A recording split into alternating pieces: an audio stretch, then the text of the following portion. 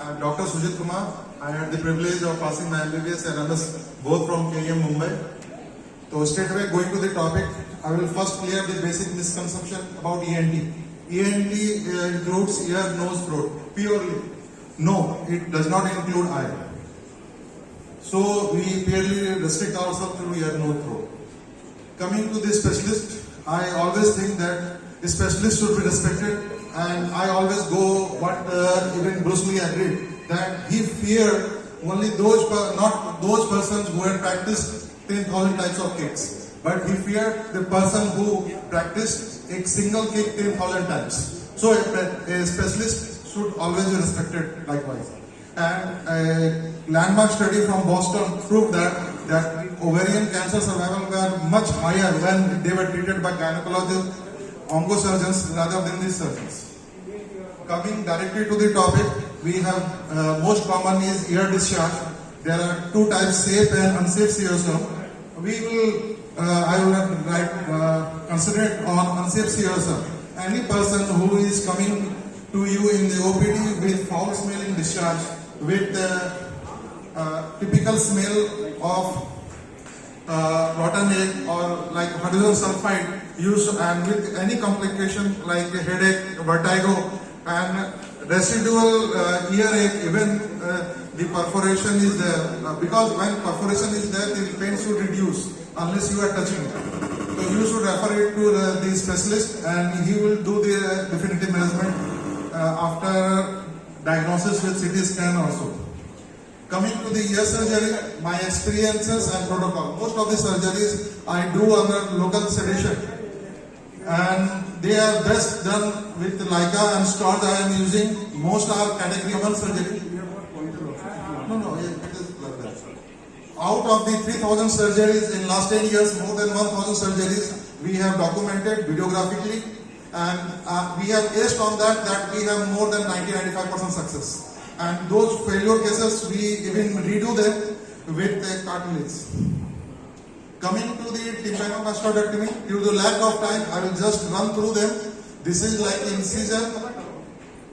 This is the perforation we have cleaned. Coming to the incision, we are deepening it, and going to we are doing cortical mastoidectomy. We reach the mastoid antrum. And in this photograph, we have reached the mastoid antrum. There was IS joint dysfunction, so we took out the incus and remodeled it and put it back on the stitches head. Now, since this was a revision case, we did a tracheal cartilage extraction and remodeled it as a graft. Any discussion on here will not finish unless we discuss sudden SNHL. Any patient who comes with sudden hearing loss, total hearing loss, you should always refer to ENT specialist, because if it is not treated early, you will end up with total loss in the future. Noise-induced hearing loss we most commonly come across when young adults, especially in Durga Puja or Saraswati Puja, those are subjected to high intensity sounds and their repetitive exposure leading to permanent loss. General instructions which I want to emphasize on everybody here, that never ever clean your ear. Your ear is a top class automatic cleaning unit, automatic gear system like in Mercedes. You should never ever put earbuds, matchstick, car keys, and never ever put oil in ear, especially in the discharging ears. They are disastrous. Coming to nasal bleeding, the most common cause in children is nose picking, and in adults it is hypertension. But the point I want to emphasize is that you are not supposed to lie down. You are supposed to tilt forward and pinch your nose like this. As given. Rarely we have to, these patients, they generally do well with conservative treatment of nasal packing or nose pinching. Most of the time helps. Surgical measurement is rarely required. Coming to allergic rhinitis, the most common symptoms are sneezing, running nose, coughing, and headache, frontal headache especially.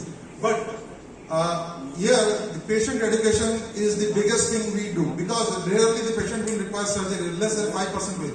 But you have to make the patient understand the chronicity of the disease and also about the fact that it is going to run for a long time and nasal douching and nasal washing is the main factor which will prevent him from undergoing surgery.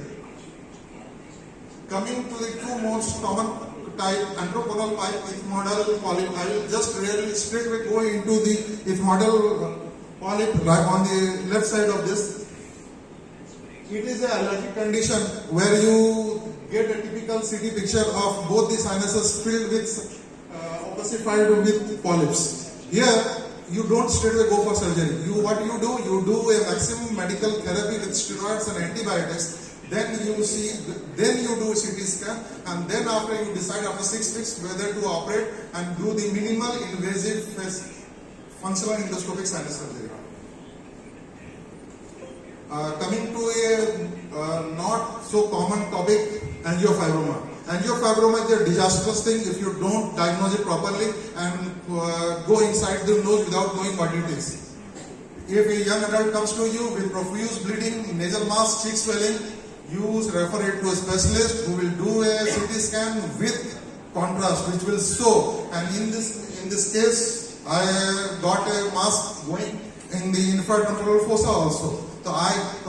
And since my post-graduation days under Dr. Amir Kirtane, who pioneered this endoscopic extraction of angiofibroma, and now the main important advancement we have is the use of coblator. It really aged my life and the approach. And in fact, the principle that you don't touch the tumor unless you have a 360-degree exposure of the tumor. And I have my own case reports of about 10 to 15 where I have done even infratemporal cases there. Head neck Dallinger surgery, having done, assisted and seen many laryngeal cancers and even base skull. I had the opportunity to have a base skull fellowship also. But I increasingly felt and knew that this was a team job, and I am in process of having this team. Building a team so that we can work on head neck cancer in Dhanbad itself. Regarding benign lesions, over the years and due to my training in KEM, what I did, I had modified it a lot. Whether it is thyroid surgery, parotid or polyp, FAS, anything, I do it under a day care. I simply do it so that I take utmost care of hemostasis and I send the patient home same day after 2 or 3 hours of surgery. And till now, we have done more than 500 cases of parotid and thyroid itself. These are few interesting cases, partial avulsion. Even after 2 months, even I was not able to recognize which ear was cut. This was a denture which got stuck in cricopharynx, old lady. This is a more interesting case from Purulia. This young lady with only few teeth. I don't know why she took meat when she had so less teeth. And the teeth which were unchewed, you can see in the slides we took out from the cricopharynx. They can be seen in the CT scan itself. I took them with rigid esophagoscope. Thyroid and parotid surgery, I always say that plan. And if you have plan A, you should always have a plan B and plan C. And what I have modified from my teachings that not only saving the nerves and bleeding, I don't believe in blood transfusion in all these cases. They are elective surgery, they should remain elective. And the way you do it, they should never ever require blood transfusion. If you require it, it is great mistake on your judgment in the starting. I will deal with the first case. You see, I have improved on the Cosmos itself. Sir, please 1 or 2 minutes. This you can see even in day 10, you can see there is no scar, although the scar of removal of the drain is seen, but the scar is almost nil even after 10 days. This is a very interesting case from Asansol. She was hyperthyroid and the tumor was extending from the chin to the notch. And I treated her patiently for 1.5 years for hyperthyroidism till she became euthyroid. After 3 months, I posted her for surgery in Muskan, Bokaro, and this I never had the second photo. It was taken 1 year back when she came with her grandson for his treatment. And one thing I learned from that, although you can see technically I have taken 2 centimeters above the notch incision, it is no longer there. It has grown downwards. So what I have learned from this, that you have to take not the classical 2 centimeters above the notch, you have to be 3 or 4 centimeters above, because it is going to migrate downwards. Second thing I want to convey from this slide, never ever do biopsy. This patient I operated later on, but fortunately she didn't have cancer. So if she had cancer, her cancer would have been upgraded to stage 4 also.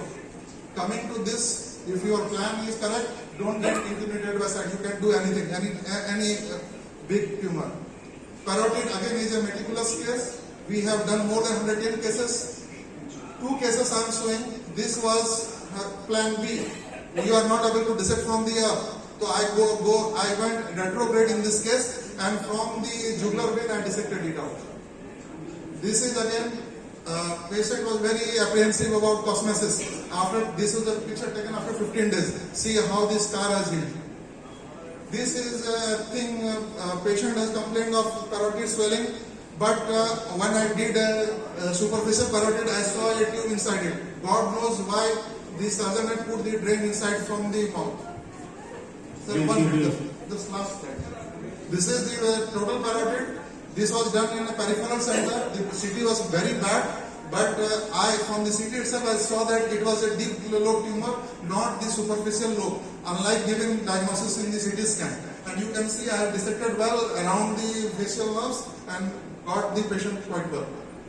This was basal cell carcinoma. We do VY-plasty with that. Dentigerous cyst, we took out the unadapted teeth along with the maxillary sinus mucosa. Evulsive along. What I want to convey from this, you always repair. You never left, even if this is total avulsion, you always repair. Even if 70% of the remaining tissue remains attached, it is best for the patient, even for the plastic surgeon who is going to reoperate him again. To repair. This is dorsal hump correction, and this is the case I wanted to discuss. This is the last slide.